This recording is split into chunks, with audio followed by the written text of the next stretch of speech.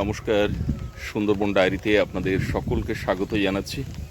সকালবেলা আকাশ পুরো মেঘে কালো হয়ে আছে আর ঝোড়ো হাওয়া হচ্ছে, কখনো জোরে কখনো আস্তে, ঝিরঝির করে বৃষ্টি পড়ছে। খুব বাজে ওয়েদার। গতকাল তো আমাদের গ্রেড বিম ঢালাই হয়েছে, তো তারপর ওখান থেকে বাড়ি আসার পরে অন্যান্য দিনের মতো সন্ধ্যাবেলা আর বেরোনো হয়নি। তো মনটা ছটফট করছিল ওখানে যাওয়ার জন্য, যদিও নিহাতদা গেছিল রাত্রে, একবার দেখে এসছে, বলল সব ঠিক আছে। তো সকালবেলা উঠেই এই মেঠো পথ ধরে যাচ্ছি এখন নতুন বাড়ির দিকে। আজকে মিস্ত্রিদের কাজ করার কথা ছিল, তা যা ওয়েদার চলছে তাতে আর কাজ করা সম্ভব হবে বলে মনে হয় না। ওই কলমের পুটিংগুলো করার কথা ছিল, সেটা বোধহয় হবে না। তাহলেও কি অবস্থা ওখানে দেখতে যাচ্ছি। যাই হোক, এখান থেকে এই দ্বিতীয় পর্ব শুরু করলাম। আপনারা সঙ্গে থাকুন, আশা রাখছি ভালো লাগবে। যারা নতুন দেখছেন আমাদের চ্যানেলটি সাবস্ক্রাইব করে আমাদের পাশে থাকবেন।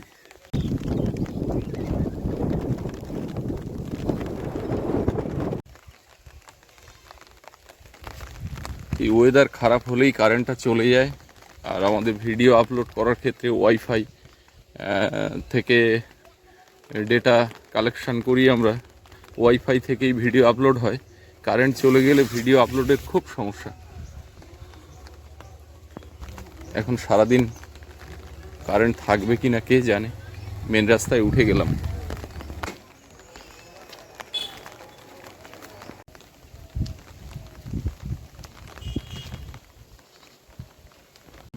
জায়গার কাছেই চলে এসেছি। বৃষ্টি একই রকমভাবে টিপটাপ টিপটাপ করে পড়ে যাচ্ছে। গতকাল তো গাড়ি বাড়ি নিয়ে যেতে পারিনি, স্কুটি বাইক সবই এখানে ছিল। বাইকটা তো থাকে নিহাতদার কাছে, স্কুটিটাও ছিল। মনে হচ্ছে নিহাতদা ভেতরের দিকে আছে, যাই দেখি।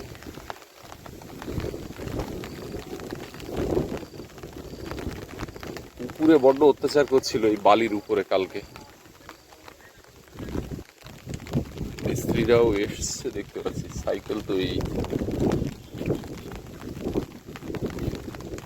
উপরে যেসব দিয়ে ঢাকা ছিল বস্তা দিয়ে, সেগুলো সব সরিয়ে দিয়েছে।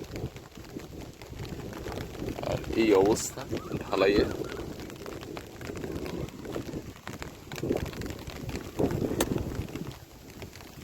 সব শেষে ঢালা হয়েছিল এই সাইডের বিমগুলো, মোটামুটি তো জমাট হয়ে গেছে। আর এই বৃষ্টিটা আমার মনে হয় খুব ভালোই হচ্ছে একদিক দিয়ে। সকালবেলা জল দেওয়ার ব্যাপারটা এই মুহূর্তে বোধহয় দরকার নেই, কারণ এমনিই ভিজে এখন।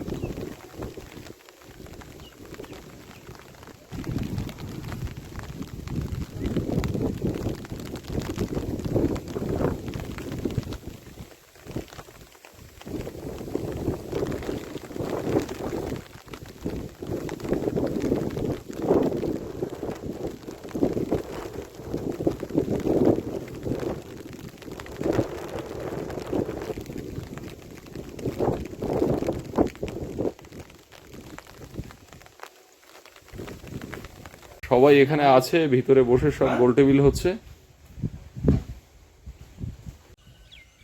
আকাশ মেঘলা হয়ে থাকলেও বৃষ্টি ঝিরঝির করে যেটা হচ্ছিল সেটা আর হচ্ছে না। তো ভাবছি এখন জলটা দিয়ে দেওয়াই ভালো। তো এই ডেলিভারি পাইপ এ মাথায় নিয়ে আসা হয়েছে, এখন ওই মোটর বার করা হচ্ছে। একদম ভিজিয়ে দিয়েই তারপরে এখান থেকে বেরোবো।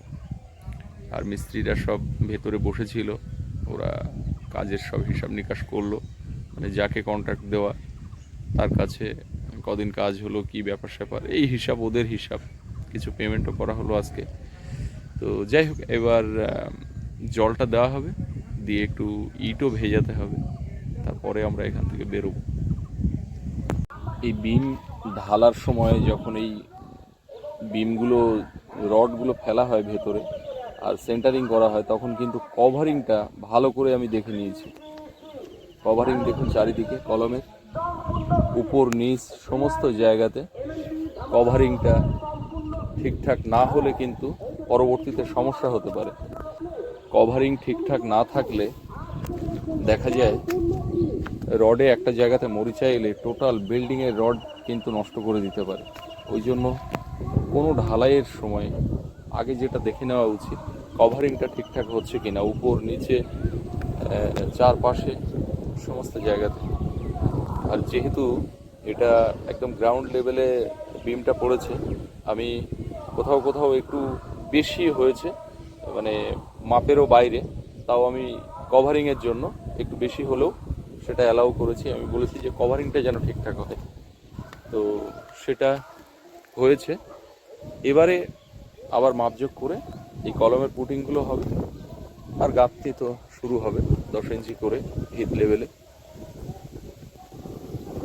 দেখুন কভারিং দেখুন চারদিকে, আর কাজ হচ্ছে পুরোটা অম্বুজা কবচ দিয়ে। তো যারা অভিজ্ঞ তারা বলবেন অম্বুজা কবচ সিমেন্টটি কেমন। তো খোঁজখবর নিয়ে যা দেখলাম এই অঞ্চলে বেশিরভাগ কাজই অম্বুজা কবচ দিয়ে হয়, ঢালাইয়ের কাজ। এটা কেমিক্যাল দেওয়াই আছে, ওয়াটারপ্রুফ সিমেন্ট। তো আপনারা যারা বাড়িঘর করেছেন এবং যাদের এই বিষয়ে অভিজ্ঞতা আছে জানাবেন অম্বুজা কবচ সম্পর্কে।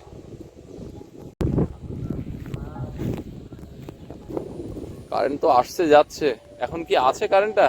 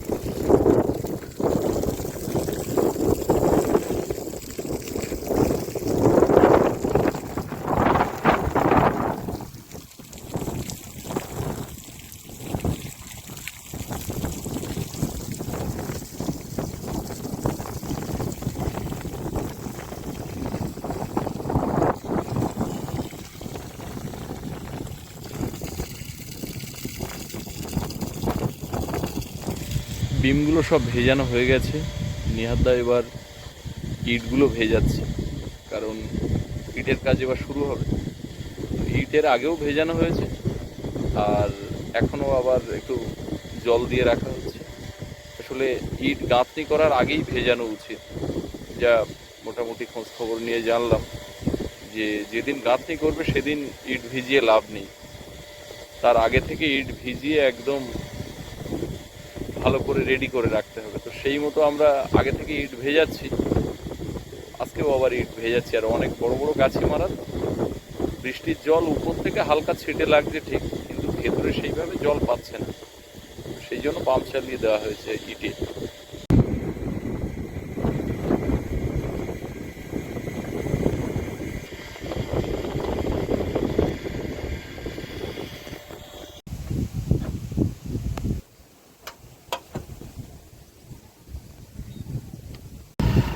আমরা এবার এখান থেকে বিনাপানির দিকে যাচ্ছি, বিনাপানির থেকে তারপর বাড়ি যাবো। এখন বিনাপানি গিয়ে একটু দাঁড়াই, দেখি ওখানকার কী অবস্থা। এদিকে সব মিস্ত্রিরা যারা ছিল চলেও গেল, কাল থেকে আবার কাজ হলে ওয়েদারটা একটু কেটে যায়, আর একটা দিন রেস্ট। আমিও চাইছিলাম যে বিমটা ঢালার পরে একটা দিন কাজ বন্ধ থাকবে, ওরা কাজ করতে চেয়েছিল, আর কাজ করতে চেয়েছিল বলেই আজকে এসেছে। আমি চাইছিলাম কাজ না, কারণ একটা দিন রেস্ট বা বিমটা কাটও করতে দিইনি, আজ কালকে করতে বলেছি।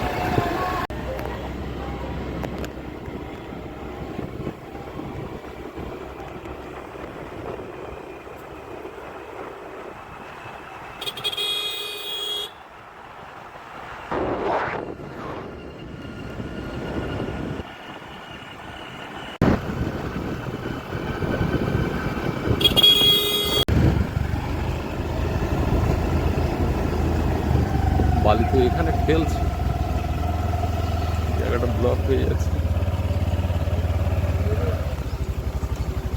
কি হচ্ছে বটতলায় বসে বসে? এখানে দুই বিয়াই বসে কি হচ্ছে? আমার দুই কাকা, দুই বিয়াই। আমরা বর্তমান রাজনৈতিক অবস্থা নিয়ে ভাবছি না, আমরা ভাবছি মধ্যপ্রাচ্যে যে যুদ্ধ কালকে এমন এক ঘোষণা হয়েছিল যে সাধারণ মানুষ রাস্তায় তটস্থ নেমে ছিল, গেল, যে সাধারণ মানুষ খবর দেখেছি। এখন সেইটা আমরা ঈশ্বরের কাছে প্রার্থনা করছিলাম যে ওই যুদ্ধটা বন্ধ হোক। তা আপাতত 2 সপ্তাহের জন্য যুদ্ধবিরতি ঘোষণা করে আমরা মেনে নিয়েছে। যুদ্ধ চাই না, শান্তি চাই। সেই জন্য আমরা রাজনৈতিক অস্থিরতা চাই না, আমরা সম্প্রীতি চাই। আমরা সবাই মিলে একসঙ্গে চলবো, আনন্দ একদম করবো। একদম। এটাই আমরা চাই। এইবার দেবে বিনাপানি এসে বসলাম বটতলাতে, এত লোকজনের চাপ আস্তে আস্তে হয়ে গেল যে আর উঠতে পারলাম না। আর কিছুক্ষণ বসবো, তারপর যাবো। বেশ গল্প আলাপ আলোচনা চলছে বিভিন্ন বিষয় নিয়ে। আমাদের বাগানে তো কুঁদুলি, তারপরে কাঁকরোল এইসব চাষ হয়েছিল, সে তো কিছু আর নেই সেইভাবে। ওই জায়গায় সেই কাঁকরোলটা আছে না, আবার দেখতে পাচ্ছি কুঁদুলির কি সব এনেছে। এখানে নিম গাছ আছে, নিম গাছে এ কোথার থেকে নেছো? ও পিয়ালিতে আগা গোড়া না, পিয়ালি ওদিকে তো এমনি হয়ে থাকে আগা, যেখানে সেখানে হয়। তা আমি বলি, তা আমি 2টো ডাল ছিঁড়ে নিয়ে যাই, আমার সেইগুলো তো তোমার সেই মাসিক গেল তো উড়কি, আর হইনি, আবার বসা ট্রিলার আজকে আসবে কালকে আসবে করে করে এখনো আসলো না। কারোকে হ্যাঁ, ট্রিলারের গাছ না আসলে আর দেখো সেই কোপানো লোক কেউ নেই। তাহলে কতটা ধুনে তুলে ঝাড়িয়ে কুটোয় ভরা হয়ে গেলাম। ওই যে কুটোগুলো আছে না, খাবারের কুটো, এক কুটো হয়ে গেছে। ওই যে বাদামের কুটো যেগুলো ফাইন ফ্রেশ ধনে, একদম ধনে হয়েছে, তুলে নিয়েছি। শুকনো লঙ্কাগুলো শুকিয়ে গেছে, আর 2-1 রোদ খাইয়ে কুটো ভরতে হবে। দোনদড়াগুলো জল করে আবার সব ভিজে গেল। আমি বাড়ি বস্তাতে ঢেকে থুয়ে গেলাম, তা আগলা কেন গো? হ্যাঁ, তোমার ওদিকে জাল টাল বাবার ফোন করে বললে জাল খোঁজা খুঁজে গেছে, আর ওখানে গিয়ে এক বিপদে পড়েছে, কি করব? জাল সোজা করে রেখেছে, আমি জানি তো। আমি বিকেলে না বাড়ি সকালে বেরোবো, জাল সোজা করে জাল ঝরিয়ে পরিষ্কার করে রাখছি। আমার সোনামা ঘুমিয়েছিল, এই যে ঘুম থেকে উঠেছে, চান টান করিয়ে দিয়েছি। ওর ঠাম্মাও চান টান করে এসছে মাথার দিকে। মা, আমরা এবার পথের দিকে দেখছি, বাবাও কতক্ষণে আসবে। মা, ও বাড়ির ওদিকে তো কালকে কাজ হলো, তো ওই যাই হোক ভিডিওতে দেখলাম। আর আসলে পরে জানতে পারবো কিসে কি অবস্থা। ঢালাইয়ের কিছুক্ষণ পরে অবশ্য বৃষ্টি হয়েছিল, অসুবিধা হবে না। তো যাই হোক বাড়ি আসলে জানতে পারবো। মা, মা চলে দেখি। এবারে তো রান্না বান্নার দিকে যাবো। কেন আমার চান টান করিয়ে দিলাম, জল ছিল না বলে চান করাতে পারিনি। ও ঘুমিয়ে গেছিল, তারপরে তো জল নিয়ে এসছে। হেভি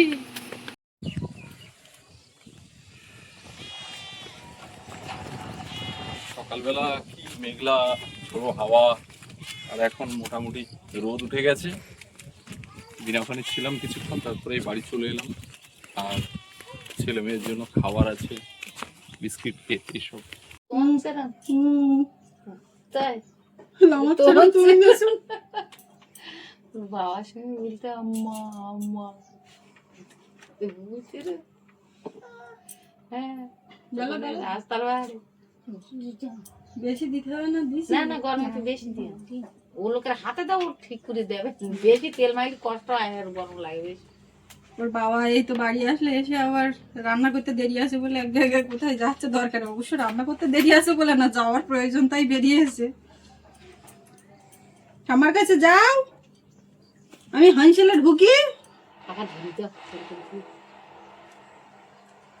আমাদের হাতে ওখানে কি এইটা হ্যাঁ তেল পড়েছিল, সেই 8 মাস খাতে গিয়ে হ্যাঁ 8 মাস একসাথে খাইছি, আর এক সময় দিয়েছে।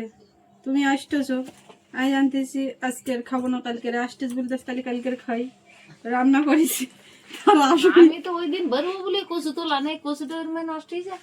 তা সেই আমি হচ্ছে যদি গিয়ে জানতে পারতাম তেল তোমাদের কাল পুড়েছে। যাওয়া হবে না, তাহলে তো আমি ওই কচুটা তো দিনের দিন বাড়ির জিনিস দিনের দিন তুলবো। সেই তেল আমি পুড়ে আগে তুলে ব্যাগে আর ঢুকিয়ে সেইভাবে তা দিয়েছি, আমি সন্তর্পণে কাজ করে ঘুরে এখন অক্ষত রাখিছি, মানে ফুটুস করে ফেটে গেলে জ্বালা করতো। আমি বুঝতে পারতেছি যে বোনের নিয়ে খুব অসুবিধা হচ্ছে, আর চারিদিকে কাজ। এই সময় একদম মানে বাড়িতে 1 মিনিট কেউ না থাকলে বিরাট সমস্যা। ও প্রত্যেকবার ফেলবে, আমার তুলে তুলে দিতে হবে প্রত্যেকবার। একদম আর তোলা যাবে না। না ওটাও ফেলে দেবো, দেখলে তো কিরকম। আর তোলা যাবে না, ও তোলা যাবে না। না, পয়ে গেছে, ও পয়ে পয়ে গেছে। থাক, আপয়ে পয়ে গেছে। না কত রকম কথা বলছে ও, সকালবেলা হাসি দিচ্ছে। এবার আমিও মুখ ভেঙে হাসি দিচ্ছি, ওর হাসি বন্ধ হয়ে গেছে। কি হাসি হাসি, কতক্ষণ হাসি। হাঁচি হাঁচি বলেছ তুমি? এবার বলছে দাও দাও দাও। দাও। না যাবো না। আগের দিন ফেলে দেছো কুকুর তুমি, তাড়াচ্ছে, চলো। যা হ্যাঁ। ওই যা। না। দিছি যা তুমি আবার যাও, আমার কাছে যাও, হাত বাড়াও, এইদিকে হাত বাড়াও, যাও যাও। আমি বসে রয়েছি না কি জাতি বলতে কোন দিকে যাবো? চরণটা নাও, তুমি আমার। দাও। বেড়ার যাবা? কোন দিকে যাবা? এইদিকে না এইদিকে? কোন দিকে বেড়ার যাবা? কাক বাড়ি যাবা? বলো দেখি। তো কদিন কেউ বেড়ায়নি তোমার নিয়ে, কেউ বেড়ায়নি, কেউ নিয়ে যায়নি বেড়াতে, বেরিয়ে এলে। আমার মা যেমন পেরেছে আমাকে রেখেছে, বেরিয়েছে, ঘুরিয়েছে, সবকিছু করেছে। আর আমার মার কষ্ট হলেও আমার কোনো শান্তি দেয়নি। রাত 8টা-9টা পর্যন্ত কষ্ট হচ্ছে, তাও রাস্তা দিয়ে। হাঁটো হাঁটো বেড়াচ্ছে। মাইয়া বড় হলে জিজ্ঞেস করতো তোমার কাছে। কোন জায়গায় না, একদিন গেছো, একবারও কই আমার কাছে ফোন করতে হয় না, এ কথা মাইয়া বড় হলে বলতো। বয়সে কথা হলে তুই জান না তাই ওটা ফোন করে ওর দাঁড়ে দেয়, এরকম করবে আমার গলা শুনে। কতবার ফোন করিস জানো তুমি? আর তুই বাড়িতে গেছো আর সে 12 দিন। ফোন করে খানিক একটু কথা হলো সঙ্গে সঙ্গে বইতে কেটে দেয়। হ্যাঁ এই যে বুড়ি। চল। আর ঠাম্মা চান করে একদম রেডি। মা কেমন লাগছে, শরীর কেমন? ভালো? সবার বলো তুমি কেমন আছো। আর ওদিকে সোনামাকে নিয়ে ও ঠাম্মা ওদিকে গেছে, আর আমি এই রান্না বান্না করছি। ভালো একটু সুরম পাবা নানাতে নিজ ধারা কারো কাজটা যায় না, সমানে কান্দে, তাই কি করবো? রাত দুপুর পর্যন্ত বলো সবাই। হ্যাঁ, ঠাম্মা বলে তুই কারো কাছে তা যাচ্ছি না, তোর মা কি করে পারবে। আর রাত্রি সারাদিন সকাল থেকে উঠে সারাদিন কাজ করতে করতে সেই রাত্রিবেলাতে গিয়ে এত কষ্ট হয়ে যায়, আর মানে পেরে উঠি না। তবু কি করবো, বাচ্চা ও তার বোঝে না হ্যাঁ, তোমার শরীরে কি হচ্ছে, তোমরা কি করছো, তোমরা কে কোথায় গিলে, কে কোথায় যাচ্ছ, আমার তো অত জানার দরকার না। আমার যেগুলো দরকার আমি যেন পাই। সেই কালকে কারেন্ট নেই, তো রাত্রিবেলায় আবার নিয়ে এই রাস্তা দিয়ে হেঁটে হেঁটে ঘুরে ঘুরে তাই ঘুমায়। সারাদিন বেরোতে পারে না, অস্বস্তি। এবার বাইরে বের করলে তো ঠান্ডা হাওয়া। কালকে ঠান্ডা হবে।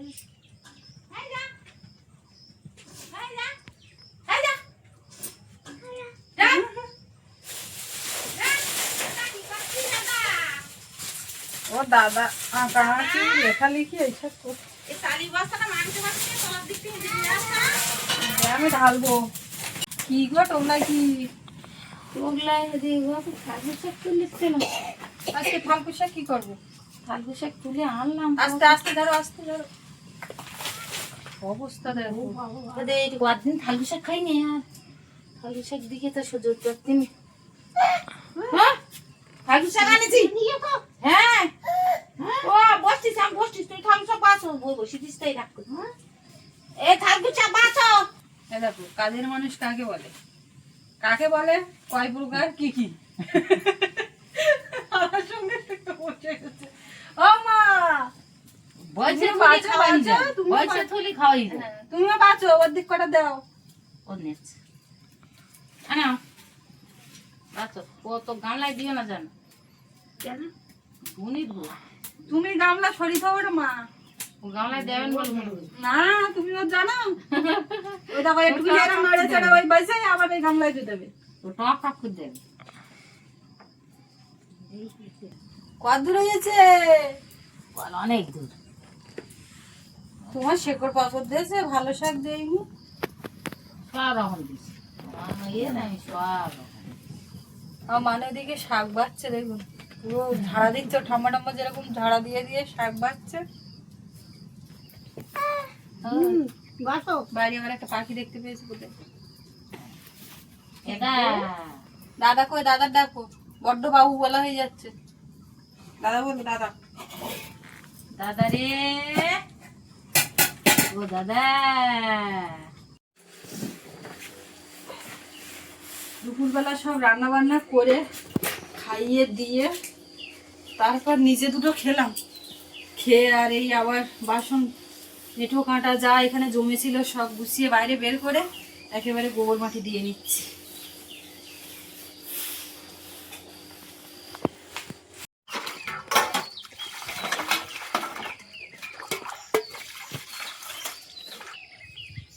বাবু আজকে বেকার বেকার স্কুলটা ছুটি হয়ে গেল। রোদ দিচ্ছি, তুমিও বা জানবে কি করে আর আমিও বা জানবো কি করে? ওইদিকে পুরো কালো হয়ে গেছে। ঝড়, নদীতে ঢেউ হচ্ছে, পুরো এইসব গাছপালা বেঁকে যাচ্ছে, কালো হয়ে আছে সকালবেলায়, এমন অবস্থা। তা স্কুলটা মিস হয়ে গেল আজকে, কি করবে? ওই মাথায় বনু আছে, বনুর ধারে যাচ্ছি। বনু ঘুমিয়ে পড়েছে, কি খেলা করছে দেখবো এখন। বনুর জন্য একটা প্যান্ট নিয়ে যাচ্ছি। ওই মাথায় ঠাম্মা বনুকে নিয়ে গেছে। গাছের আমগুলো হেবি বড় বড় হয়েছে, এই দুটো আম। এই গাছটায় অনেক কটা আম হয়েছে, অনেক কটা। এই দুটো বড় বড় হয়েছে বেশ, আর এইগুলো ছোট ছোট। ওইখানে একটা, ওই যে ওই দুটো বড়। এই ঘুম ধরে ঘুম পড়ে ওই ঘুম পড়েছে।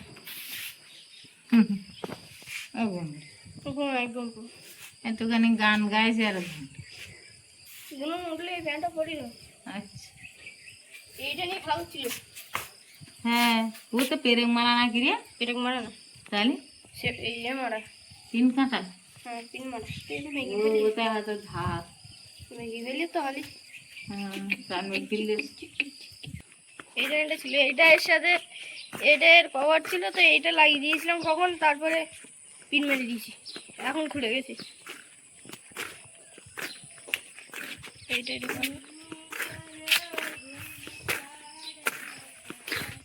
কত সুন্দর ফুল ফুটেছে এখানটা, কিছু কিছু শুকিয়ে গেছে, আর এদিকে ওদিকে এই যে এই দুটো সাদা দেখতে পাচ্ছি একদম পুরো।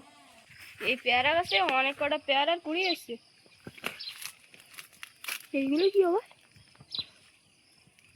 এইগুলো